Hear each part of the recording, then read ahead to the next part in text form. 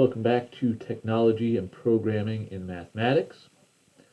We are continuing our examination of polynomials that approximate functions.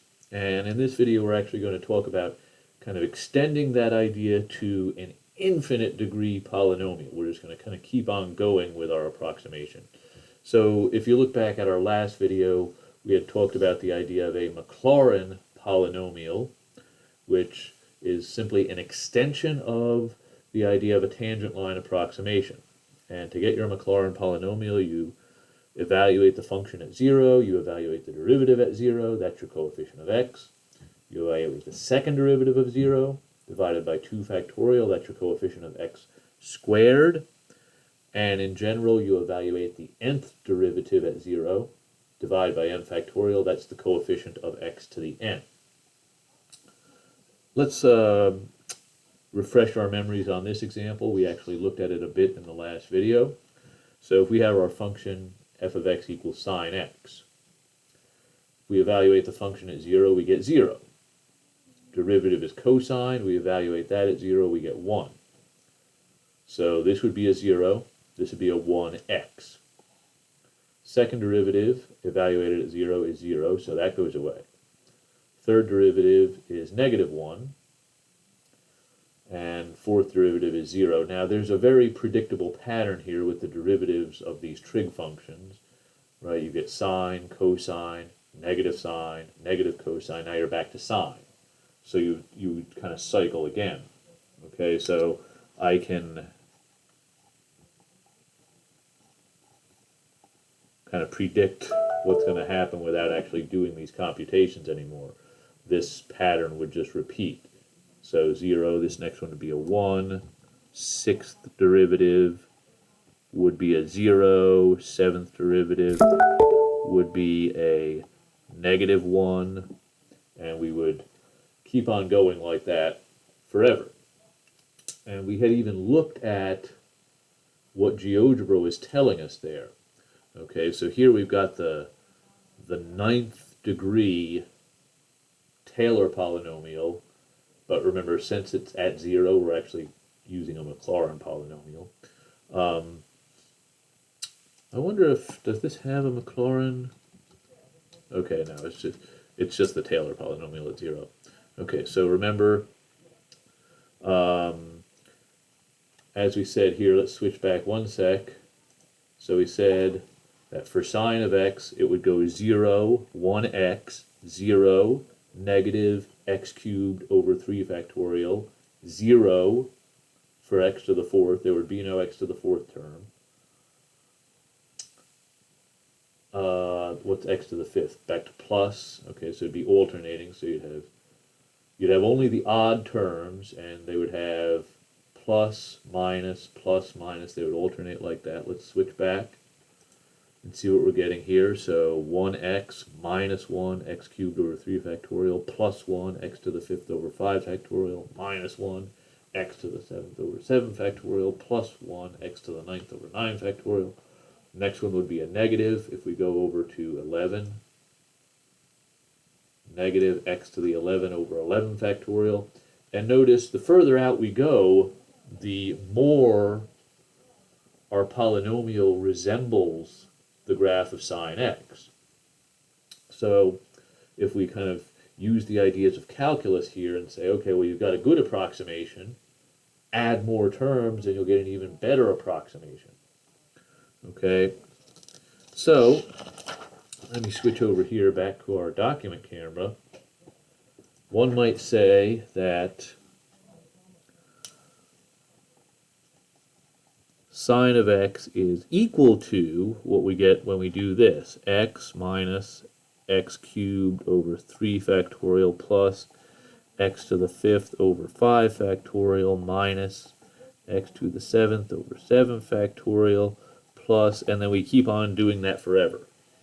Okay, so we have an infinite polynomial, or if we're using the appropriate vocabulary, an infinite series. Okay, so In Calculus 2, at least at Southwestern, that's where we would give a lot of detail about how to get these series, how to work with these series, etc., etc. But the basic idea is actually pretty simple, as we've discussed in these couple videos. Now, the great thing about series is that if you know a couple of them, you get other series for free. You don't have to do all the work of going and computing these derivatives. Okay? So if I were to, let's say, do this, let's say I want to be slick here, and I want to differentiate.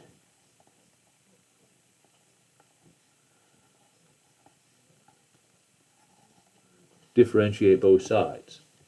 Okay, well, I differentiate sine, I know what that is. I differentiate sine, I get cosine. Okay, now on the right-hand side, I just got powers of x. And it's a breeze to differentiate those, right? That's the first calculus rule you learn, is the power rule for differentiation, right? So you differentiate x, you get a 1. Okay. Differentiate x cubed, you get 3x squared.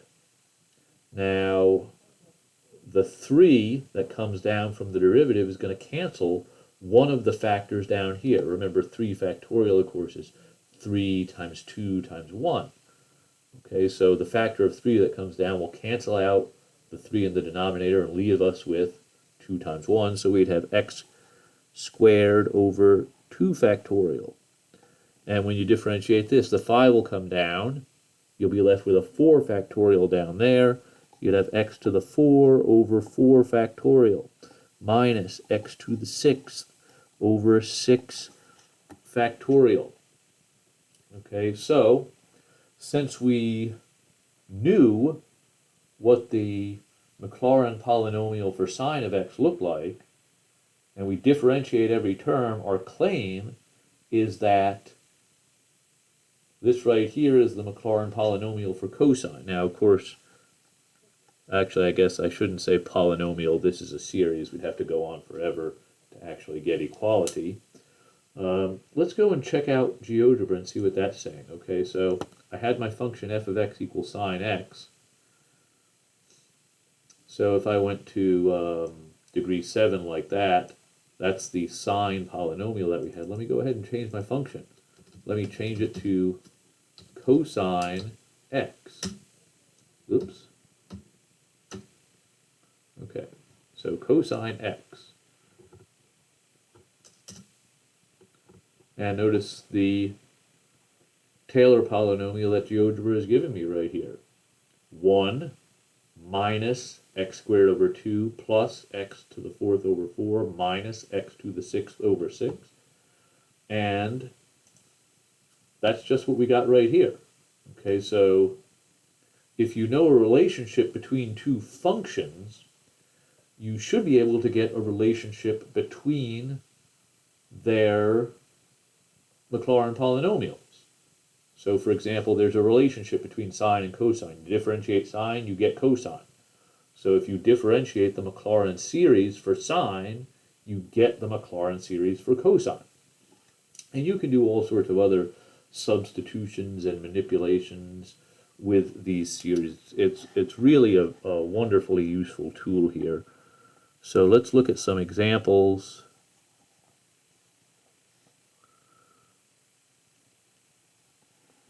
Okay, so it can be computed that the Maclaurin polynomial of 1 minus x, and this is a very neat one to remember. This, I believe it happens to be, what is it? It's 1 plus x squared plus x cubed plus x to the 4th plus dot dot dot. Okay. Yeah, you can do this at x equals 0. It's a Maclaurin polynomial. Let me confirm that, or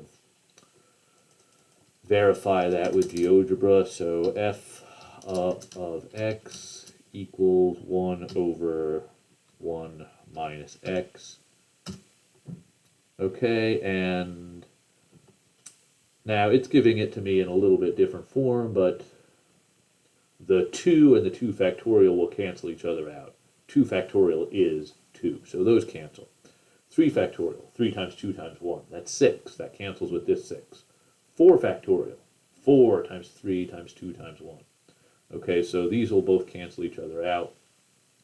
So that really is 1 plus x squared, like I have written down right here. Okay, well, what if I wanted to get the polynomial or to get the series for 1 over 1 plus x? Okay, I would go and I would replace x with negative x in the above series, right? That's the relationship between this function and this function. Okay, to get 1 plus x from this, I would change x to minus x. And then I'd have 2 negatives, and that would make this a plus. All right, well then I would do that in the series as well.